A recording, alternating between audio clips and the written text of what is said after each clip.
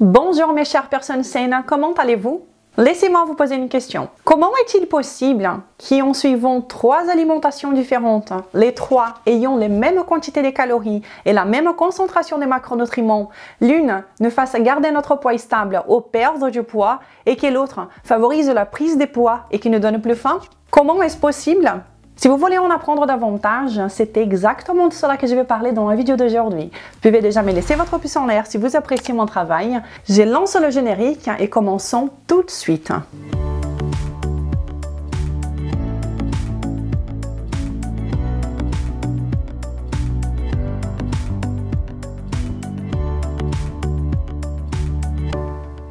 Bonjour à vous, 141 000 personnes incroyables qui suivent cette chaîne. Comment allez-vous? Je suis Renata Barcelos, la fondatrice de Maigre Définitivement, membre de la Nutrition Network et également la responsable par la méthode et le code Maigre Définitivement. Mais plus important que cela est que je suis ici toutes les semaines sans faute pour partager avec vous de façon claire et directe les vérités sur la perte de poids, la santé et un style de vie sain. Et le tout basé sur le meilleur de la science pour que vous puissiez devenir une meilleure version de vous-même. Et aujourd'hui, je vais vous montrer une matière grasse qui est très commune et donc très utilisée, qui favorise la prise de poids. Et pas que, mais également favorise la faim. Je le répète ici sans cesse sur cette chaîne que la chose la plus importante est la qualité de ce que vous mangez et non pas les quantités que vous en gérez. Et cela, l'étude que je vais vous montrer ici aujourd'hui est un bel exemple de cela. Vous pouvez suivre une alimentation en consommant 2000 calories par jour et une autre alimentation, toujours avec les 2000 calories par jour, et avoir des résultats complètement opposés. Dans une diète, vous pouvez prendre du poids et dans l'autre, vous pouvez perdre du poids en consommant les mêmes calories.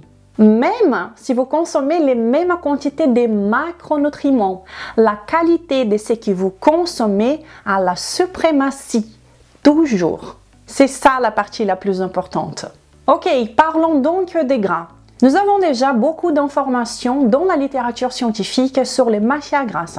Nous comprenons beaucoup de choses et je pense honnêtement que nous avons encore beaucoup d'autres choses à découvrir et à comprendre. Mais concentrons-nous sur ce que nous comprenons déjà. Nous savons très bien que les graisses ne sont pas simplement des sources d'énergie. Elles peuvent vraiment moduler la façon dont votre corps fonctionne.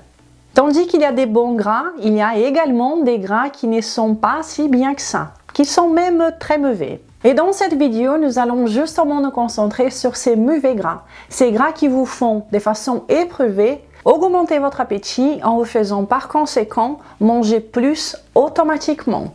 Nous allons parler un peu plus de cela et vers la fin, je vous invite à venir tirer des conclusions sur ce sujet avec moi, ok?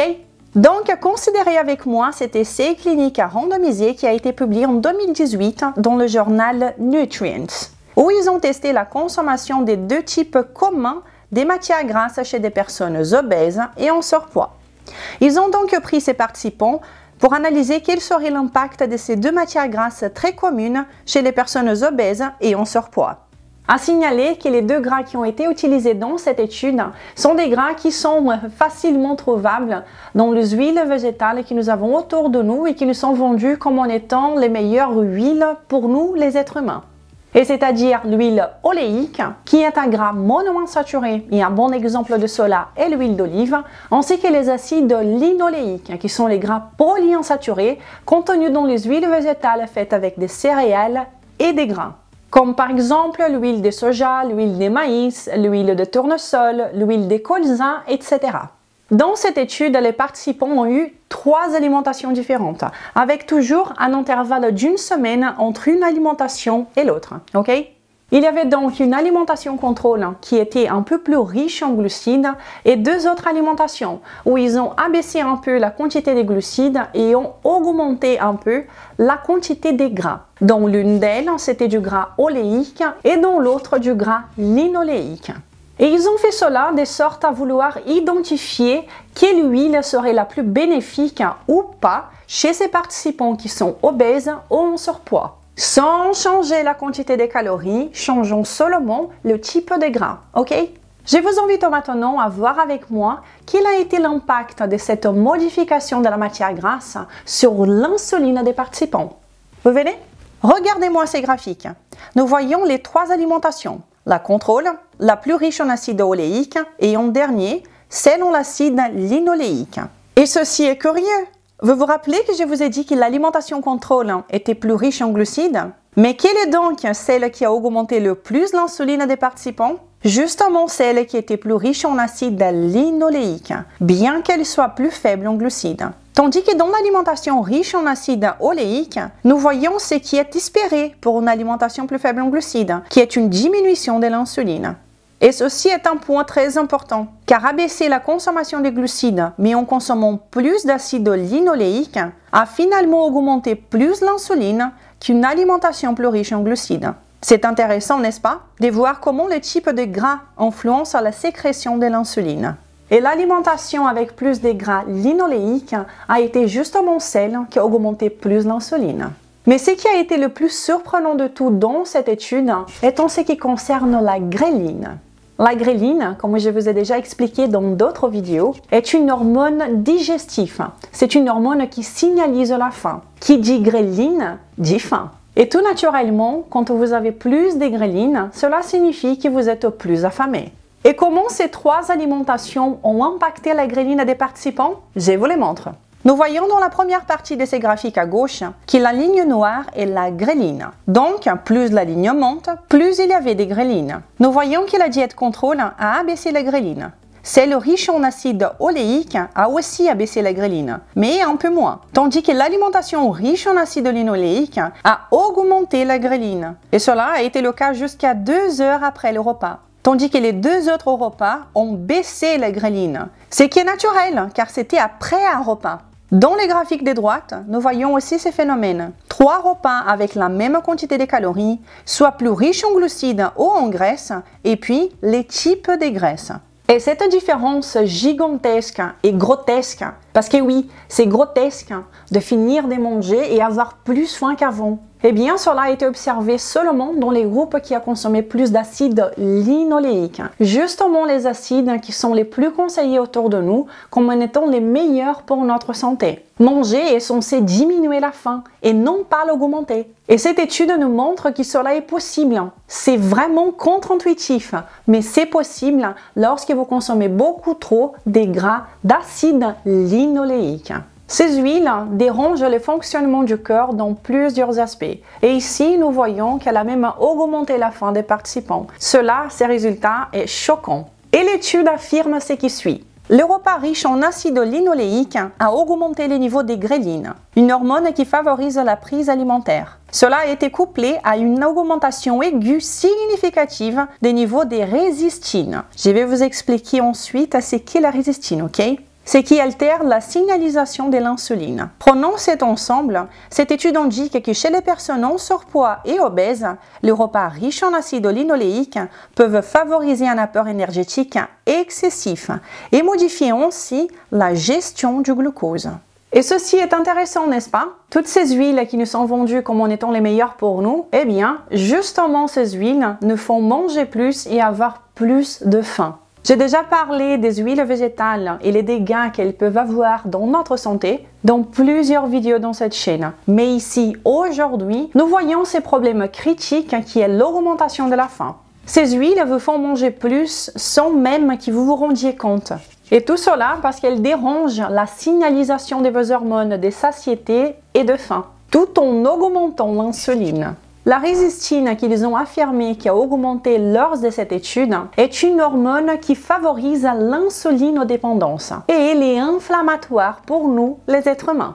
Nous n'aurions jamais la capacité de consommer autant de gras polyinsaturés dans la nature comme ça d'un coup. Et c'est exactement ça, cette ingestion exagérée qui la rend pro-inflammatoire et pro-oxydative. Et toutes ces huiles qui nous sont vendues comme en étant les meilleures, comme soja, maïs, tournesol, colza, etc., sont justement très riches en acide linoléique. Ces gras, l'acide linoléique, est trouvé en petite quantité dans les aliments qui sont gras naturellement. Il y en a un peu dans les fruits à coque, dans les viandes, etc. Mais quand ces gras est transformé et consommé à chaque fois que nous faisons à manger, c'est tout simplement bien plus supérieur de ce que nous pourrions consommer via les vrais aliments, sans être transformés par des processus industriels. La transformation de ces huiles, eh bien voilà, c'est ça. C'est la seule façon pour nous d'en consommer autant de gras linoléiques. Et c'est donc vraiment étonnant de retrouver une étude comme ça avec de tels résultats. Est-ce que vous voulez connaître la conclusion de cette étude? Je vous la montre. Avant, je voudrais juste vous inviter à vous abonner à cette chaîne maintenant si vous ne l'êtes pas encore. Vous pouvez également vous inscrire sur ma newsletter et cliquez sur la petite cloche pour que vous soyez prévenu à chaque fois qu'une nouvelle vidéo est disponible ici. Je suis ici toutes les semaines pour vous aider du mieux que je peux avec mes vidéos à avoir la meilleure forme physique que vous n'avez jamais eue. Vous pouvez également télécharger le guide du débutant pour maigrir définitivement gratuitement. Je vais laisser le lien juste ci-dessus. Vous pouvez également me suivre sur Instagram. Ok, donc nous avons une bonne quantité dans la littérature scientifique d'études qui parlent des facettes de ces huiles végétales. Huiles végétales bien sûr, faites avec des céréales et des grains, ok? Nous savons les dangers que ces huiles représentent pour notre santé et cette étude vient pour corroborer cela en nous montrant aussi l'effet négatif sur nos hormones de faim et l'insuline. Plus nous consommons des matières grasses qui sont incompatibles avec notre santé et plus nous nous éloignons des gras qui sont naturels et qui ont toujours fait partie de notre évolution, qui sont présents naturellement dans la nature, eh bien, plus nous allons avoir des problèmes de santé. Ce n'est pas étonnant. Et c'est tout à fait ce que l'on voit, n'est-ce pas? Cette diabolisation des gras naturels qui ont toujours fait partie de notre alimentation, comme le gras animal, le beurre, etc. Et en consommant énormément de ces matières grasses transformées, car ces dernières sont les plus conseillées. À mon avis, cela est dû à des intérêts financiers et politiques, mais pas que. Je pense également que cela est à cause de l'incompétence de l'interprétation des études scientifiques. Voir des faits sous une optique idéologique, comme par exemple les personnes qui pensent que le cholestérol est mauvais, donc ces huiles végétales vont aider à abaisser le cholestérol. Donc c'est très bien de consommer ces huiles végétales si elles vont abaisser le cholestérol. Mais cela sans faire la part des choses. Abaisser le cholestérol en consommant ce genre de huile n'est pas une bonne chose. Et cela, il faut jamais enlever du contexte. Voir les choses d'une façon si simpliste nous a menés où nous sommes aujourd'hui. Depuis des décennies, ces huiles nous sont conseillées comme étant les meilleures pour nous. Et qu'est-ce que nous voyons? Eh bien, nous n'avons jamais été aussi chroniquement malades dans toute l'histoire de l'être humain. Jamais auparavant nous avons vu de chiffres pareils. Malheureusement, s'il y a quelque chose qui est le plus associé au surpoids, à l'obésité, au diabète, à des problèmes chroniques, eh bien, sont les huiles végétales faites avec des céréales et des grains. La littérature scientifique nous le montre très clairement. Regardez-moi cet autre graphique qui nous montre l'évolution de la consommation d'huile végétale aux États-Unis entre 1909 et 2005. Et sur cet autre graphique, on observe la prévalence d'obésité aux États-Unis chez les adultes âgés de 20 à 74 ans entre 1960 et 2010, avec une prévision même pour 2030. Ces deux courbes sont très ressemblantes sur leur évolution. Et parmi les huiles végétales, celle dont la consommation a le plus augmenté est l'huile de soja. Regardez comment sa consommation a bondi comparé aux autres types d'huile. Et aussi, nous voyons que la consommation de l'huile de colza a fortement augmenté à partir des années 90. Et alors, quelle est donc la conclusion de tout cela? Alors les amis, la conclusion est la suivante, et je pense que vous ne serez pas surpris si vous suivez déjà mon travail ici. Depuis très longtemps, je parle du danger, des dangers de ces huiles végétales. Je pense honnêtement que ces huiles végétales sont les pires toxines que nous produisons en tant qu'espèce. La littérature scientifique nous montre très clairement les problèmes de santé que nous pouvons avoir en consommant ces huiles végétales. Et donc, ce que je veux suggérer ici, et ce n'est qu'une suggestion, rien de ce que je dis ici dans mes vidéos sur cette chaîne sont des prescriptions, ce sont juste des suggestions. Eh bien, c'est que vous supprimez ou que vous diminuez vraiment drastiquement la consommation de ces huiles dans votre quotidien. Et qu'à la place, vous consommez les gras qui étaient largement consommés par nos grands-parents, par nos grands-grands-parents et même nos plus loin ancêtres. Et c'est-à-dire du beurre, du gras animal, du sang doux. Je vous demande juste de faire attention avec le sang doux, car si le beurre est élevé d'une façon plus naturelle, comme nos grands-parents le faisaient, eh bien c'est un très bon gras. Tandis que si le beurre est nourri avec des céréales, eh bien son profil lipidique va être égal à des huiles végétales, malheureusement. Donc il faut juste faire attention à la qualité de ces gras, ok? Donc les gras naturels sont de toute évidence les plus recommandés. Et si votre objectif principal est la perte des poids, comme nous avons pu voir dans cette étude, supprimer, éliminer ou beaucoup diminuer la consommation de ces gras est d'une importance suprême. Et quand vous comprenez tout ça et que vous commencez à vous alimenter d'une façon qui soit cohérente avec votre physiologie, alors vous allez simplement avoir les meilleurs résultats de perte des poids que vous n'en avez jamais eu. Et aujourd'hui, c'est Andrea qui nous montre son cas de succès. Je suis sous le charme de ce nouveau style de vie. Je me suis déjà délestée des 20 kilos. Je suis une nouvelle femme. J'ai à nouveau de l'estime de soi et je suis aux anges. Merci beaucoup. Un grand bravo à toi, Andrea. Je suis extrêmement contente de voir tant de changements. Je te félicite. Je sais à quel point c'est bien de se sentir une nouvelle femme. Bravo.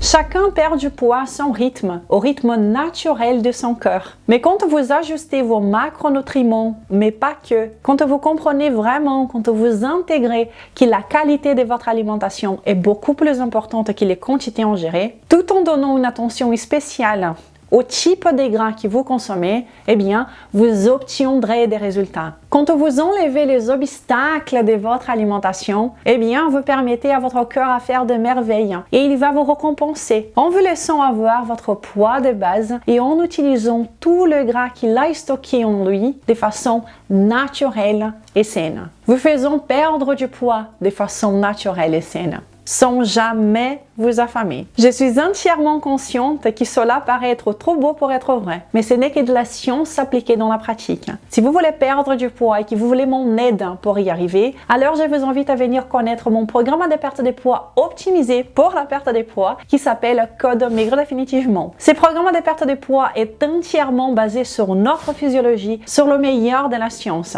divisé en 3 phases différentes où vous serez guidé pas à pas, jusqu'à ce que vous atteigniez votre poids de base. Et si vous le souhaitez, si vous voulez faire partie de cette aventure, je vous invite à venir nous rejoindre dans les groupes d'entraide pour les participants du code. Un endroit où vous allez trouver une équipe magnifique, des idées de repas, de la motivation, ainsi que des vidéos en live avec moi tous les mois. Donc, mes amis, faisons attention à la qualité de ce que nous consommons. Consommer ces gras polyinsaturés n'est pas compatible avec notre santé. Nous ne consommerions jamais autant de ces huiles via les vrais aliments. Donc, faites attention. Je vous souhaite une superbe journée. Je vous donne rendez-vous la semaine prochaine. Mais avant, je vous invite à partager largement ces informations. Peut-être qu'elles seront aussi utiles à d'autres personnes. À chaque fois que vous interagissez avec mon travail ici, eh bien, comme vous vous doutez, vous m'aidez beaucoup. Je vous remercie déjà. Donc, nous nous verrons la semaine prochaine pour une nouvelle vidéo et d'ici là, prenez soin de vous. Ciao!